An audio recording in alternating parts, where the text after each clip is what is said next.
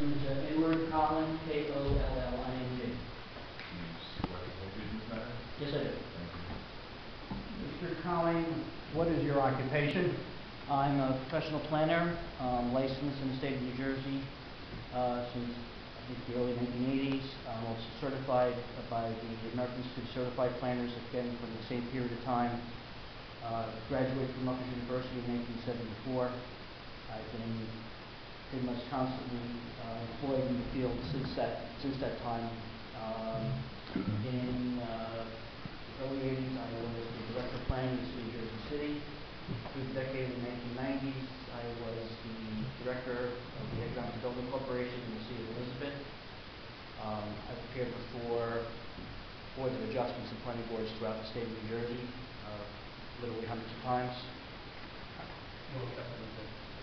And based on your experience, your experience not only as a planner, you also have a lot of experience with planning and in cities.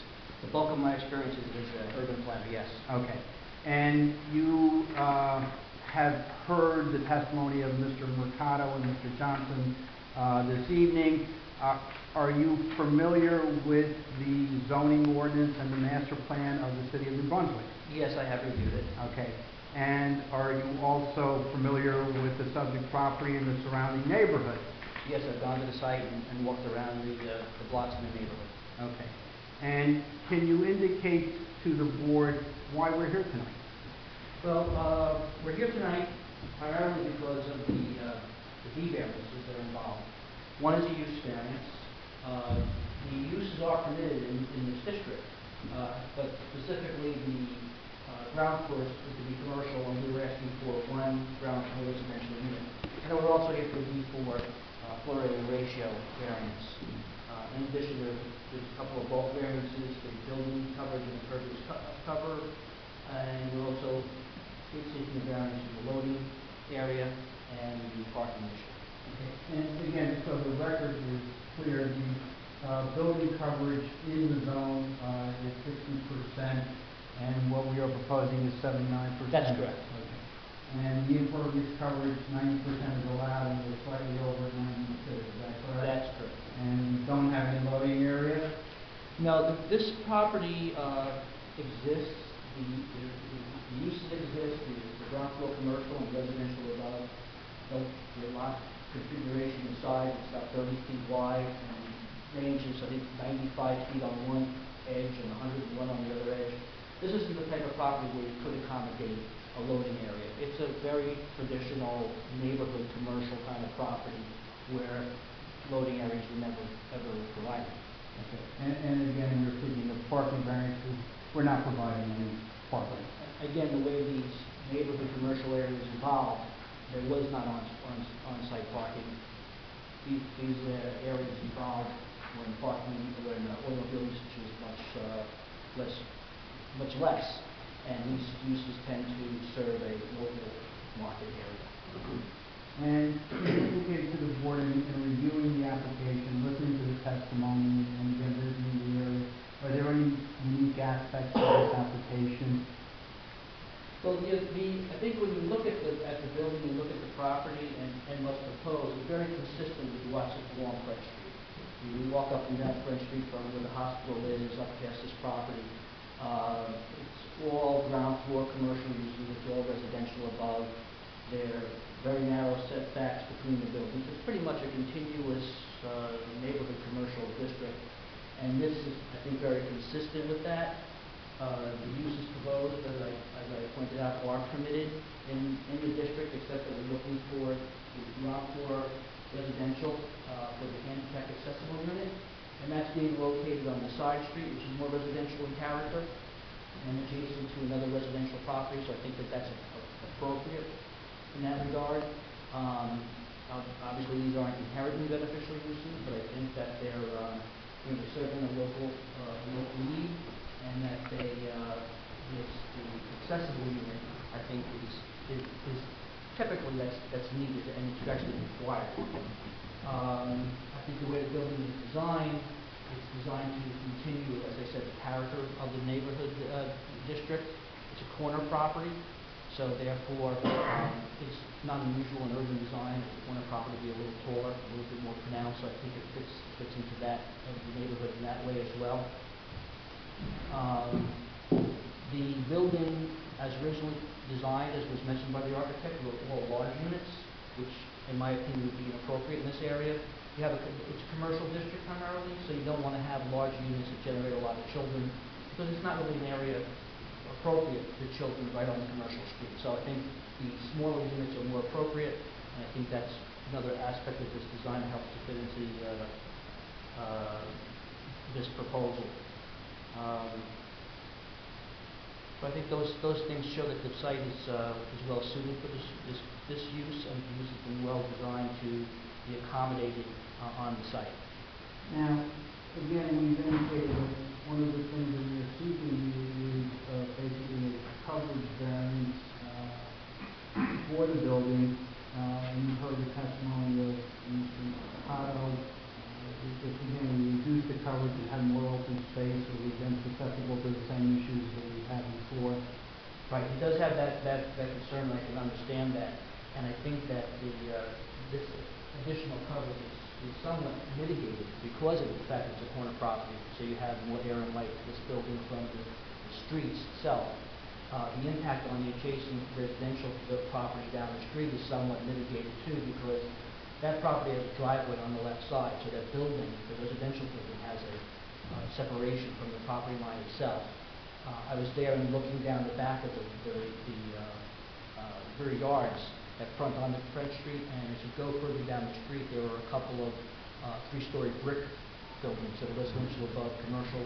They even go further back than some of the other ones. So this isn't really that out of character, and as I said, the corner kind of helps the whole streetscape during the corner and activates the street, which will make it safer.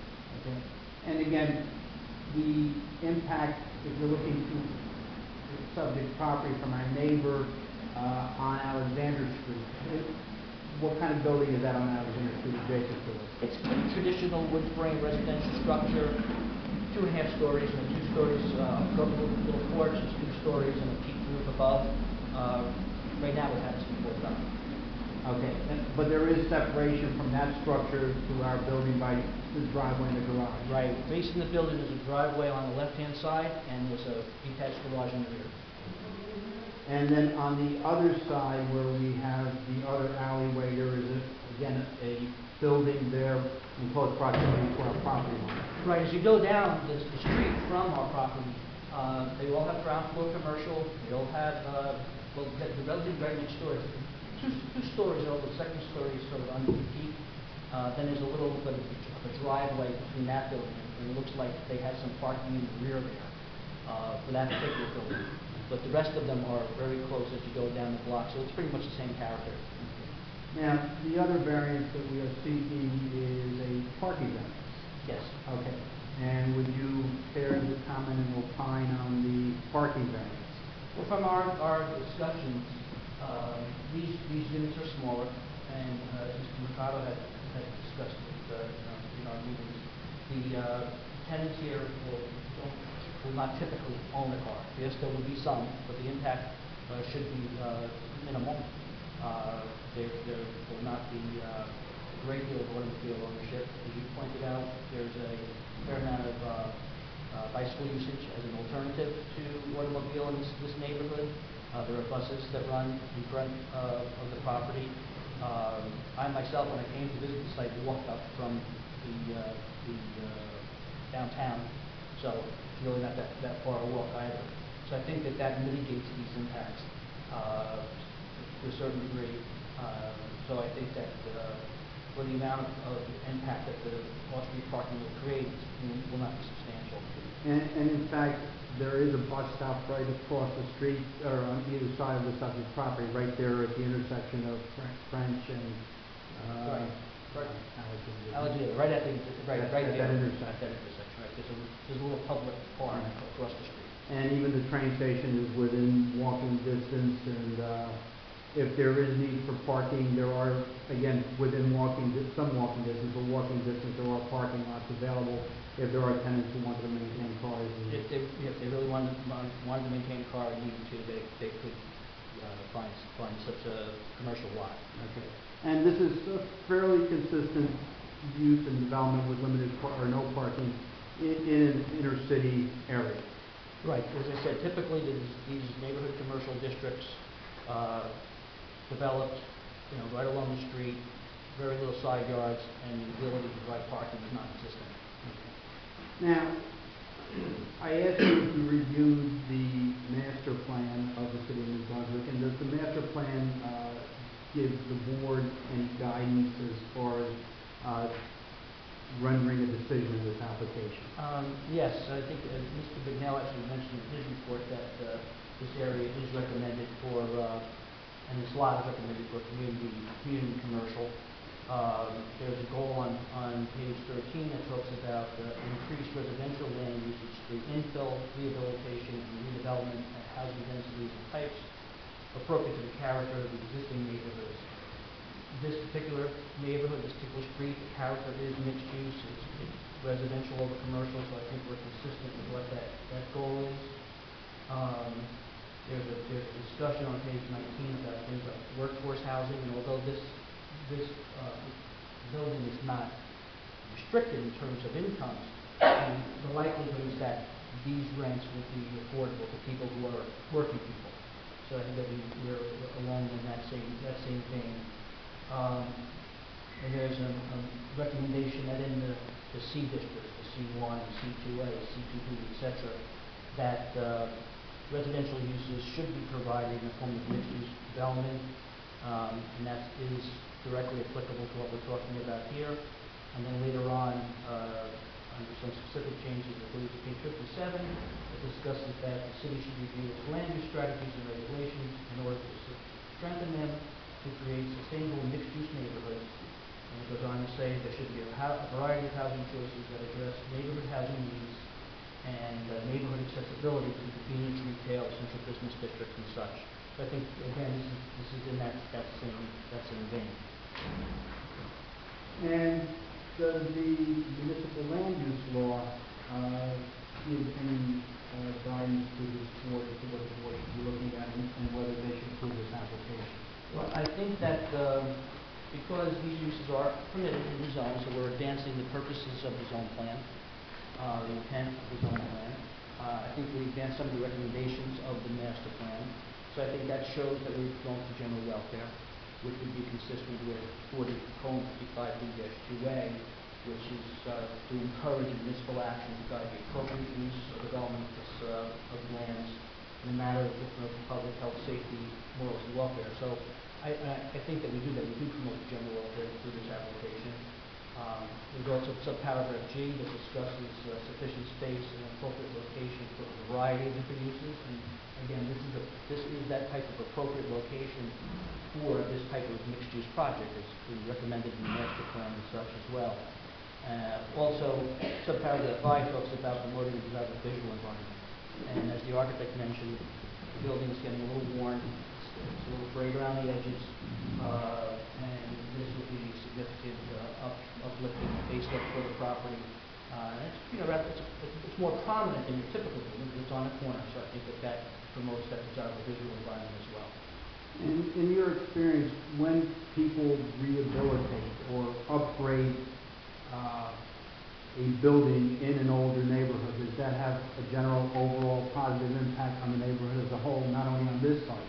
Yeah, I think you'd find more people would also be improving their properties. I noticed just walking up and down the street, there were a few properties that had already been renovated in the past, and maybe that's what encouraged Mr. Mercado actually to look at it as well. So it's kind of, improvements will breed additional improvements. Do you feel that if the board were to grant the variances that have been sought here this evening, that there would be any negative impact on the zones from your zone? Now, these uses have already existed on this property. These uses exist throughout the district there. Allowing this project to proceed, I don't think would result in any new impacts or of any scale, certainly not substantial detriment. Certainly that to the general welfare or the public good or the character of the area. Also in terms of the zone plan, I really think it promotes the intent of the zone plan, so of course there'd be no negative impact as well. And then lastly, have you reached a general conclusion after hearing all of the testimony, reviewing the plan, and reviewing the area, you have a conclusion as to whether the board should grant the use variance to the bulk variance that you're seeking why? Well, as I was discussing, I think we've shown the positive criteria in terms of promoting the purposes of the land use law. We're consistent with certain recommendations of the master plan. I think the intent of the zone plan. I think the site is particularly suitable for this. It's a corner property. We've had uses like this on it already, and so therefore I think it's suitable for this project. And I think in terms of as I was discussing the negative criteria, there really is no substantial detriment either to the general welfare or to the intent of the zone plan. So I think we've met the proofs on both ends. Thank you very much for the comment. I have no further questions.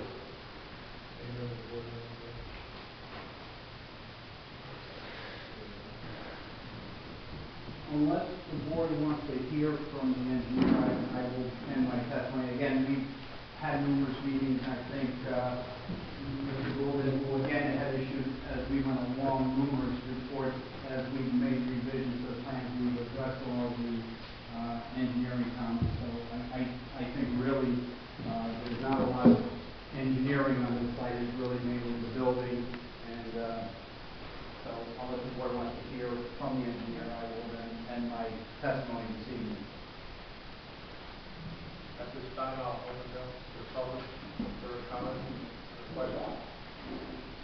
Seeing no one from the public, public portion is closed.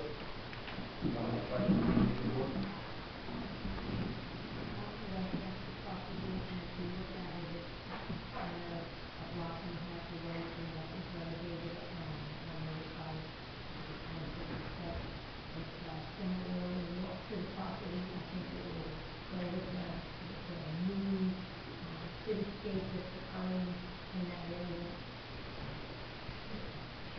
One thing I might suggest, on the applicant asked for a substantial parking variance.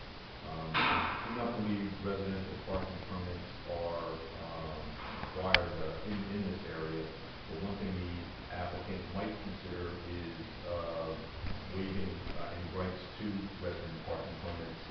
That area become resident permit parking area, so We would have no objection to that.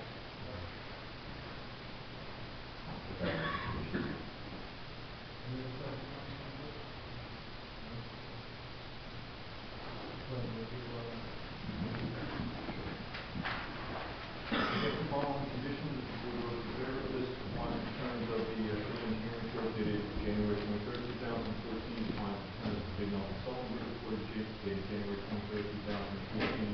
Submission of all necessary easements and rough access agreements were reviewed by the board council and city engineer prior to filing the same. Payment of site performance bond from the Brunswick Department of Engineering. Submission of site inspection escrow deposit for engineering inspection fees and now to be determined by the city engineer. Payment of all water connection fees to the city engineer. Payment of all sewer connection fees to the city engineer. Issuance of a road opening permit from the city engineer.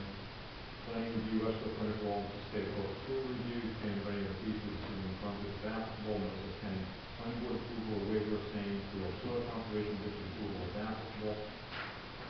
All utilities and other site improvements being maintained by the applicant at the total expense. All utilities to be constructed underground. All temporary encroachments in public right of way should require city council approval.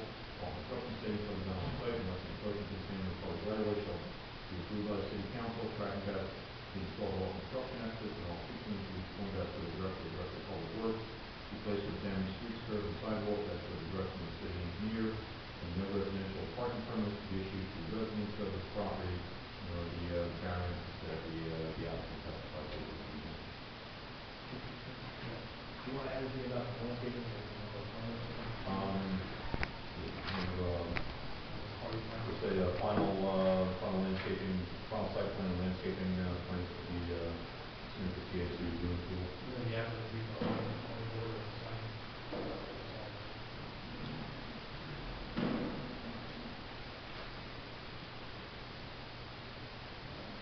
Bike ride.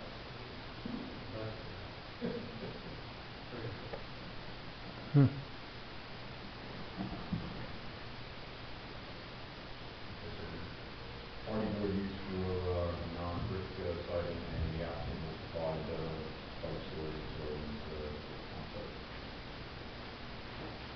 Do I have a motion?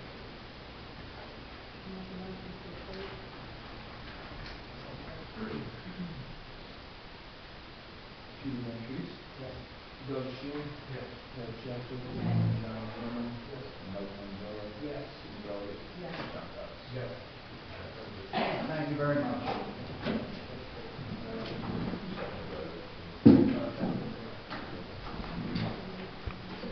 One last thing.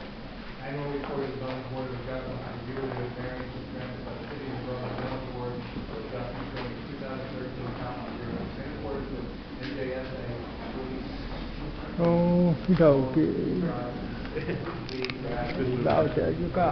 One, municipal energy law. Biết chưa? Once a year,